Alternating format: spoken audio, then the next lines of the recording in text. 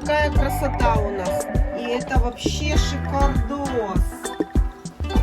Класс. Бережки у тебя такие красивые. Какая красивишь на свете. Из всех этих яиц больше кальция именно вот в этих. Да? Даже лучше, чем сеточки. А араукана тоже 4 за 5 дней. Чашечная поилка, которая стоит в курятнике, и она без защиты, вы сразу должны быть готовы к тому, что вот это произойдет. Здесь пластик отламывается, как бы вы ни старались, какие бы у вас не были мирные тихие курочки, они все равно, когда бегают в вольере, спинками дерутся, бегут, это пластик, и он отламывается. Поэтому, чтобы сэкономить деньги, не делайте двойной работы, а сразу сделайте защиту на эти чашечные поилки. Отказываться от чашечных поилок я не собираюсь. Это очень хорошая помощь в поении птицы. Поэтому для того, чтобы не делать работу 2 раза, вы сразу при установке делайте защиту. Вот такие вот защитные сеточки мы вырезали. Я вам сейчас напомню, это обыкновенная сушка для тарелок. Смотрите, вот вы сейчас все сразу поняли, откуда это взята запчасть. Это была сушка для тарелок. Теперь она превратилась в защиту чашечной поилки. Мне нужно что сделать? Мне нужно закрыть эту поилку так, чтобы курица не могла никаким образом ее обломить. Снизу, спиной она никак не дотронется. Сверху она только будет пить отсюда. И все, и результат достигнут.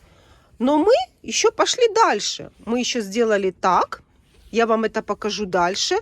Чтобы можно было легко мыть, удобно и легко мыть эти чашечные поилки. Дальше я вам покажу, как это сделать.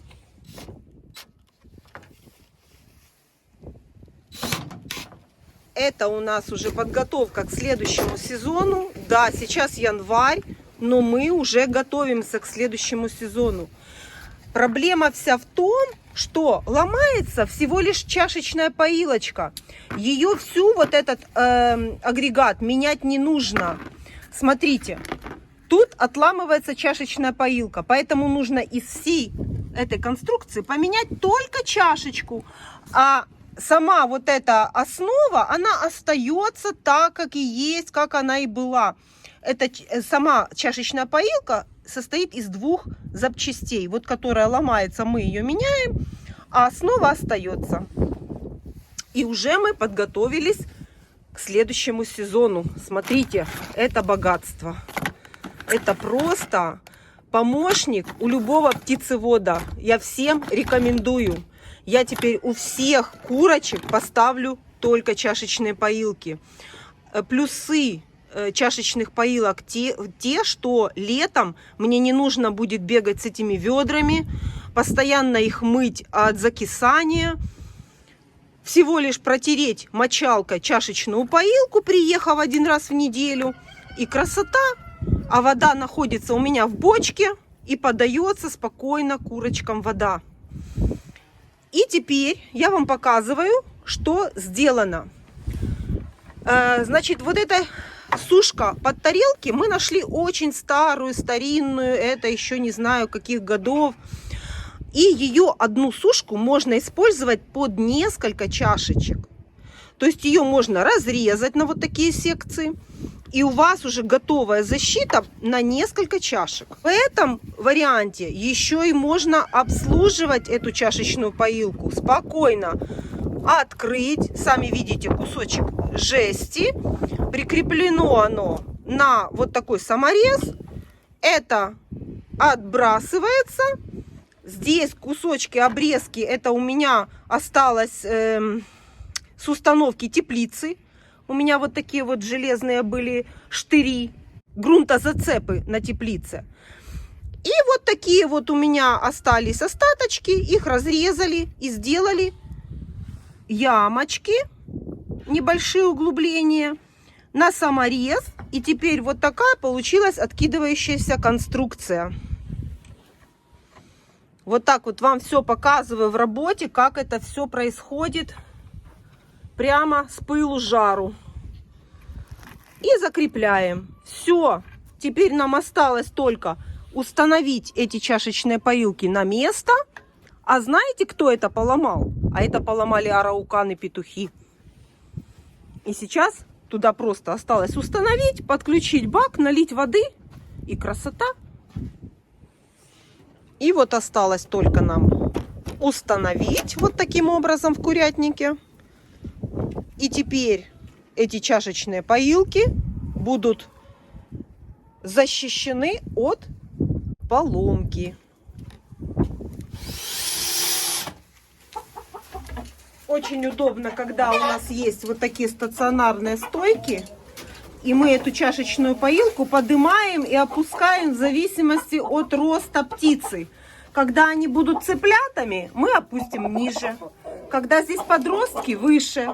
И когда курочки, и мы можем делать любую высоту. Эта досточка у нас стационарно прибиты на них чашечные поилки. И мы можем регулировать по высоте.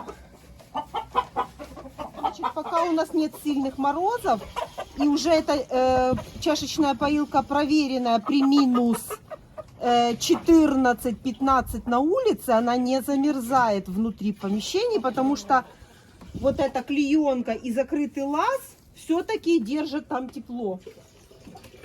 Вот. И у нас кратковременные такие морозы, они у нас не неделями, не месяцами, а пару дней. И поэтому эта чашечная поилка выдерживает этот мороз.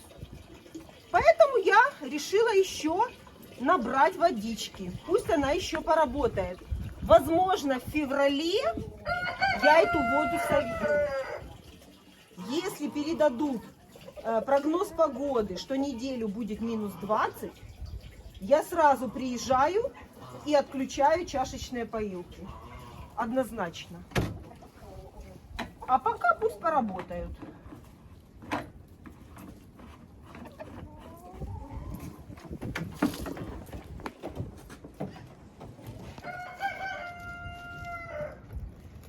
Подсоединяем бак к чашечным поилкам, и пошло уже наполнение воды.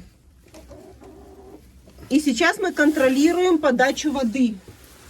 Поилка должна набраться до половины, не больше. Больше мне не надо. И первое время, когда мы подкрутили, я контролирую, чтобы здесь у меня не протекало. Возможно, нужно будет что-то подкручивать. Но я вижу, что вроде бы не капает. Так, все, вот остановилась, но половины не набралась. Поэтому я еще откручиваю чуть-чуть поилку. Пусть еще наберется. Мне надо, чтобы набралась половина. Здесь то же самое. Все.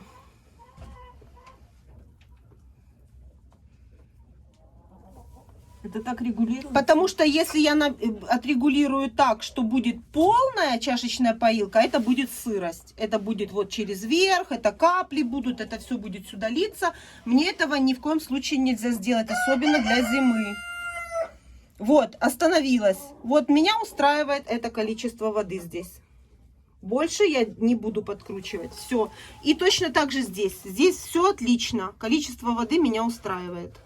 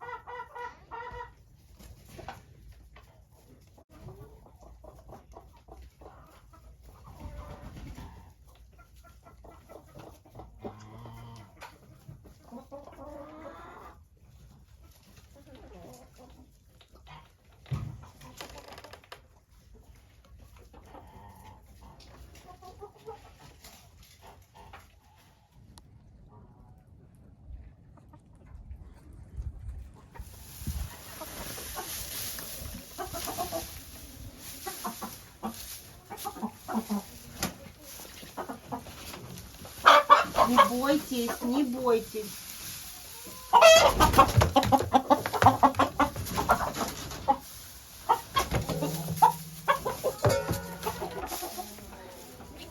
Мы ж сюда по кормушку, видишь, все подгребали еще.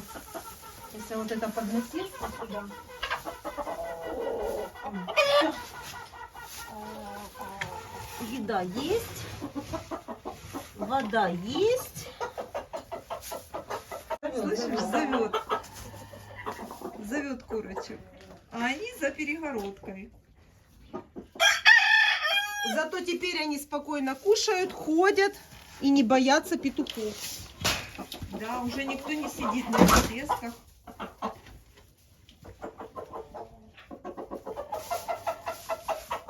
Зовет, зовет.